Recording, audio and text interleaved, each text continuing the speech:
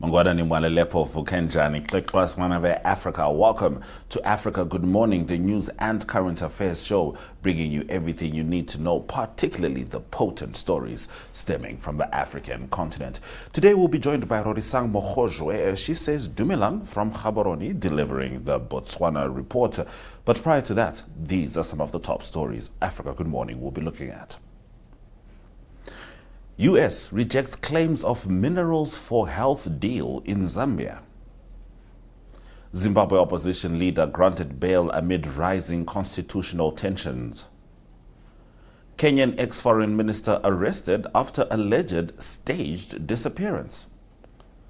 Starlink faces setback as Namibia rejects satellite internet license.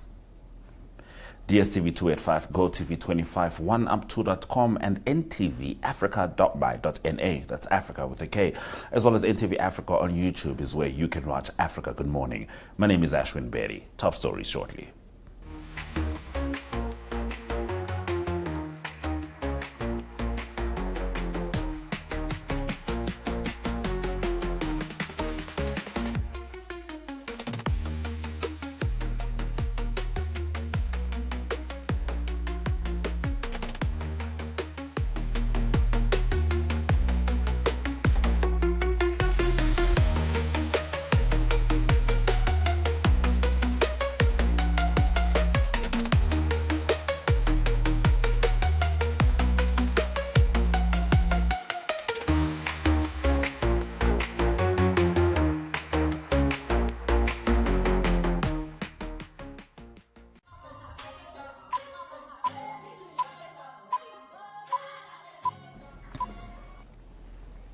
Right, into our top stories.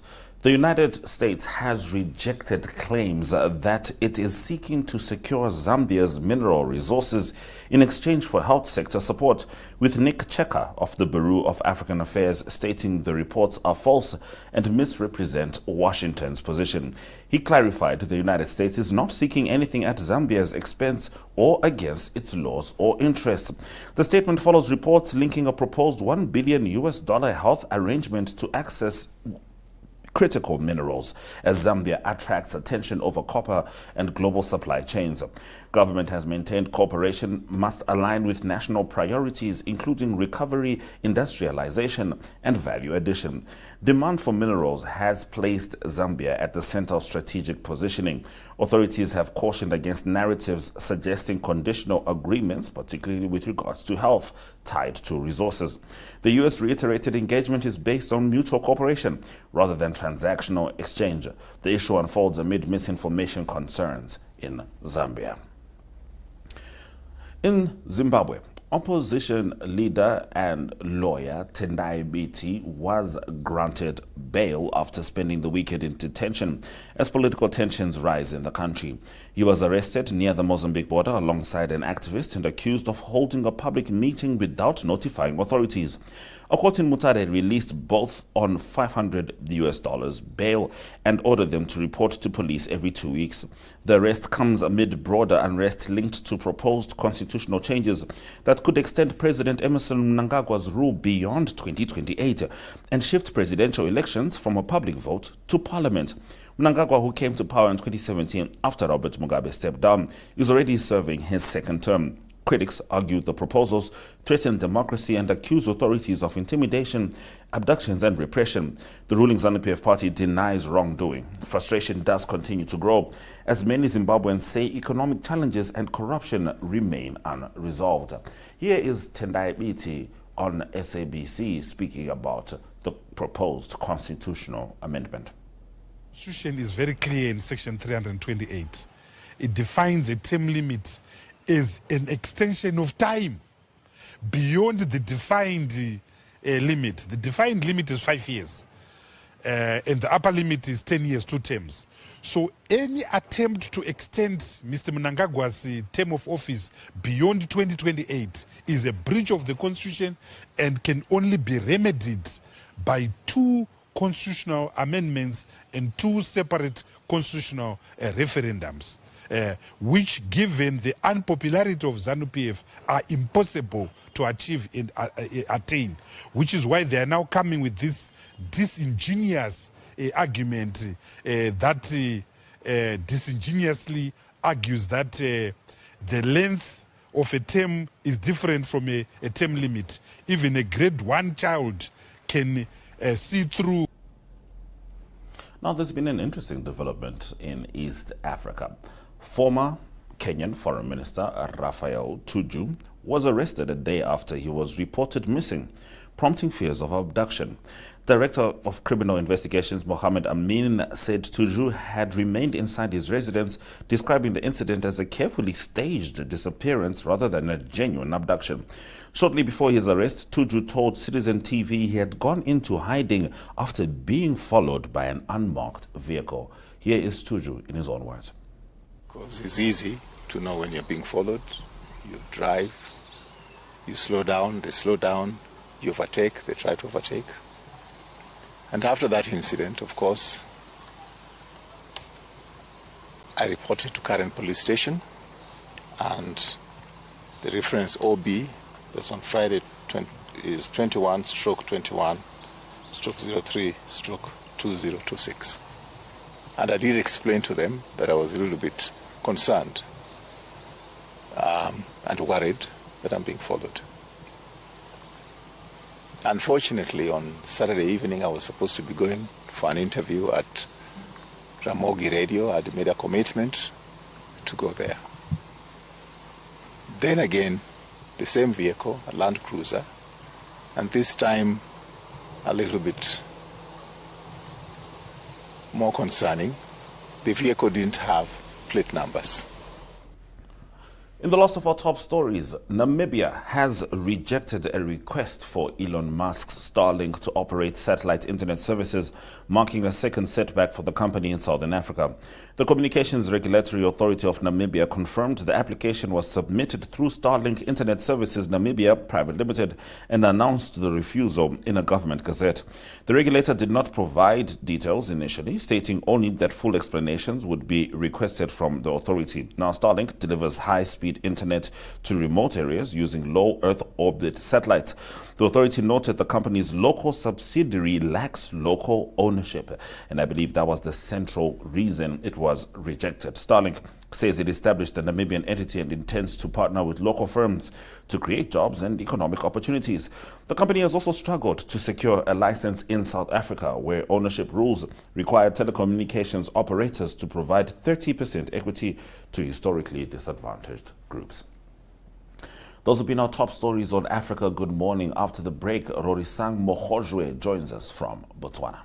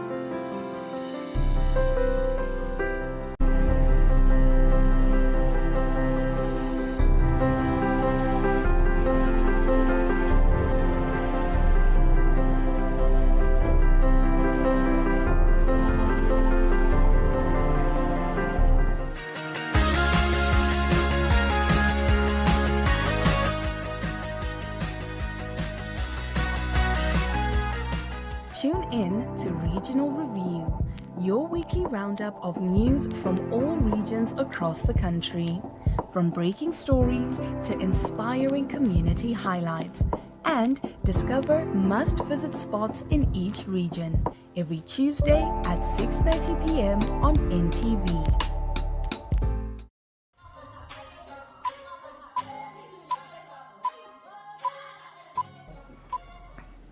All right.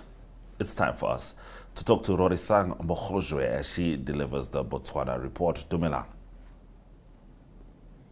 Dumelang, good morning. Thank you so much for having me on Africa Good Morning. So, Rorisang, tense times in Botswana, particularly economically. Some say it's because of the overdependence on diamonds. I think the conversation could be much broader than that. However, what is clear is that the government is in trouble financially because they are seeking to borrow 3 billion pula from local banks. Well, the government of Botswana is currently grappling with a financial crisis. It is grappling with declining revenues, a widening budget deficit, as well as a growing pressure on public finances, which essentially means that the government is broke. National coffers are growing empty. And so the Ministry of Finance is seeking alternative avenues in order to support public finances. And they are now seeking parliamentary approval to get a loan from 3 commercial banks, that is Absa Bank of Botswana, First National Bank of Botswana, as well as Stanbic Bank Botswana, in order to support the national budget. Now, the Minister of Finance is expected to table a bill for the facility, which is valued at $216.6 million. Now, I must say, Ashwin, this marks a rare shift to commercial bank borrowing, which is not usually the case, as you know, the government, if it's going to borrow money or get financing elsewhere, it's going to be from, regional or global institutions such as the World Bank, for example. But now it is resorting to borrowing from 3 local lenders because, like I said, the government is facing, tightening cash flows as well as increasing expenditure demands. And so this has prompted a search for alternative financing options beyond the traditional revenue sources. Now, according to the Government Gazette, which was just published or issued recently, this loan will be sourced from 3 local lenders, and it does require parliamentary approval in line with borrowing laws. Now, the World Athletics Relays in Gaborone are on their way, and Botswana has made a sizable commitment, Rorisang. Botswana Diamond Company is the official title sponsor of the World Athletics Relays Gaborone 2026 event, which is expected to take place from the 2nd until the 3rd of May right here in Gaborone. Now, officials, when they were speaking at the official announcement, said that this partnership really underscores commitment by both parties to elevate Botswana's global profile as the host of one of the most significant sporting events that the country has ever hosted. Now, this event is expected to generate more than 100 million views or online impressions, with broadcast coverage expected in 130 countries and territories, and over 100 credited international journalists and photographers are expected to attend. Over and above that, about 1,500 or more than 1,500 global athletes as well as officials are expected to be in attendance. And, fans can expect top-notch competitions in the men's as well as women and mixed relay competitions. That is the 4x100 meters and 4x400 meter relays, which will feature some of the world's leading sprinters. Botswana says that the sponsorship is an investment in promoting Botswana on the global stage, while the government, through the Minister of Sport and Arts, Jacob Gilebe, noted that this partnership definitely reflects the growing confidence in the country's ability to host a world-class event of this nature. Now, the World Athletics Relay Gaborone 2026 will actually mark the very first time that Botswana will be hosting an event of this scale, and it really places the spotlight on both its sporting and tourism sectors, as there is expected economic revenue that will be generated through this world-class global event. It's not just sports, but it's also many other things, including tourism, as well as entrepreneurship, as well as GDP. So many are looking forward to this, and like I said, it will be the first time that Botswana hosts an event of this magnitude or of this scale. All right, having a bit of a lively debate this side, particularly with regards to Botswana's commitment. And why? Because we just spoke about Botswana going through a diamond slump and needing to borrow billions of dollars from local banks, and now their diamond company's got 16 million to spend. So we'll be paying attention to how things unfold in Botswana. However, in the creative industry, Botswana is plowing back into the community and stopping the Steve Harvey program. Steve Harvey, the American comedian, actor, media personality, who, by the way, has a local name. He was nicknamed Muthusi, which means helper, will no longer be benefiting directly from the government of Botswana after the current government announced that they will not be renewing his multi-million pula deal, which was initially introduced under former President Mokgweetsi Masisi. It was reportedly worth over 500 million pula over 3 years, and it has since supported initiatives including the local version of the TV show Family Feud. Now, the Minister of Sports and Arts, Jacob Gilliman, told Parliament that this decision is aimed at reinvesting and growing homegrown talent, as well as ensuring that the creative industry investment actually delivers long-term value for citizens.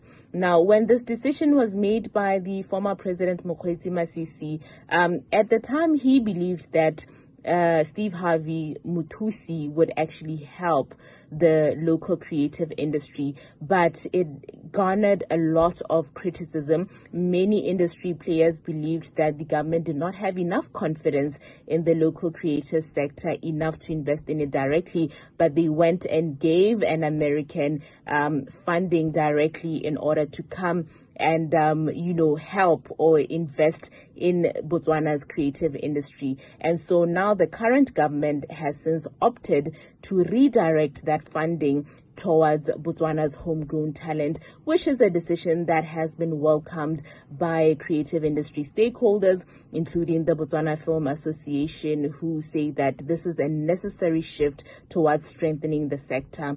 And the government says that this funding is expected to boost local productions, as well as create economic opportunities for emerging filmmakers, as well as support the sustainable, self-driven creative industry.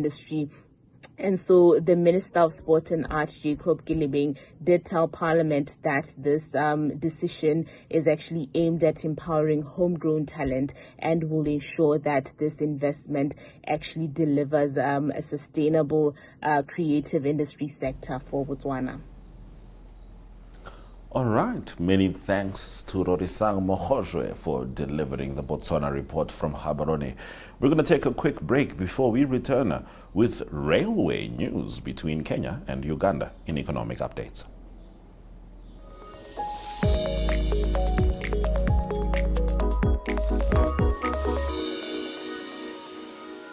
In a world where politicians promise the moon and deliver potholes, where democracy sometimes arrives in camouflage and ballots often look like formalities, one show dares to laugh with Africa, at Africa, and sometimes for Africa. This is Second Take, your weekly dose of political satire with an African soul and a global edge.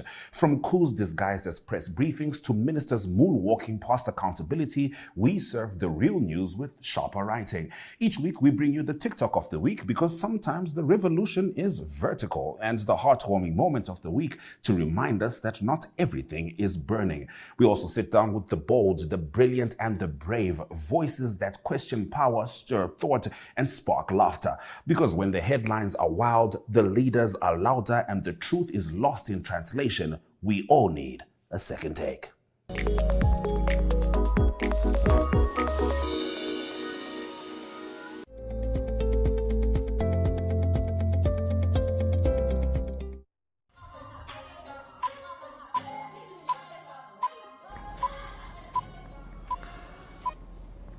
Kenya and Uganda have launched a new phase of the standard gauge railway in Kisumu, marking a significant step toward regional integration in East Africa.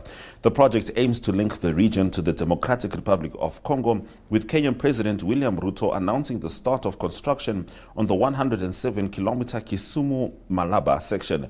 This phase is expected to complete nearly 1,000 kilometers of continuous rail from Mombasa to Malaba, forming a crucial connection to the Malaba-Kampala line. The Chinese-funded extension is scheduled to reach the Uganda border by June next year. Officials say the railway will ease pressure on roads, reduce accidents, lower transport costs, and strengthen transnational trade. Ugandan President Yoweri Museveni stated that the goal is to shift heavy cargo from road to rail and move petroleum products through pipelines. Here's a video on the unveiling from the Kenyan government's page. This is the actual journey to Singapore. Uganda is one of the biggest trading partners with Kenya. Reducing cost of transportation and facilitating the kind of trade will be so significant. With the railway and the port, these are two communication centers that are going to make a big difference. I usually go to Luanda Kotia, to a market or between Maseno and Yala. At 4 in the morning, you can imagine the amount of goods arriving from Uganda to be sold there. And now they will come straight to Kisumu. We are compensating over 1,000 people affected by this project. And towards Kisumu, we are compensating over 3,500. Look at that economic empowerment. We are bringing development to the people, and we are also empowering them economically.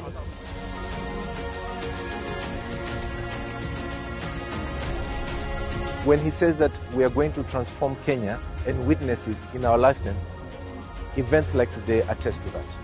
And the wananchi of Kisumu hoye! The wananchi of Kisumu power! The power!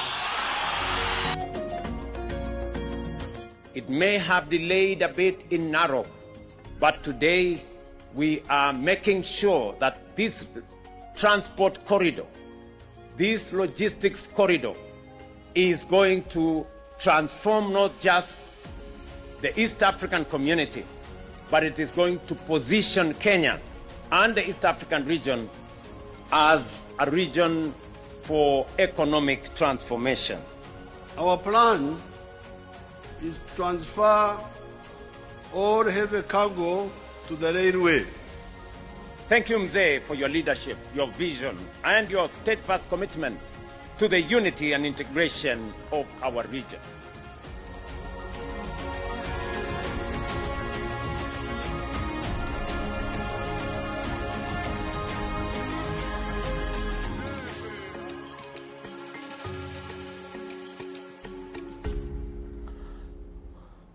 All right, and as we close off, it's time to say goodbye to a true legend, not just of Liverpool, but of the Premier League. Mohamed Salah announced yesterday that he will be leaving Liverpool after winning a Champions League, 2 Premier Leagues, FA Cup, Carabao Cup, 4-time Golden Boot winner. The iconic Salah is going to be leaving the Reds and moving on to the next stage of his life. Some people assume that he's going to be headed to Saudi Arabia. But what is important right now is that we respect the African pharaoh who brought this game to a whole new level for this continent, particularly with his exploits in the UK. This has been Africa Good Morning. DSTV 285, GOTV 25, 1up2.com, NTVAFRIKA.MY.NA is where you can watch us. As we say goodbye, here are the economic indicators.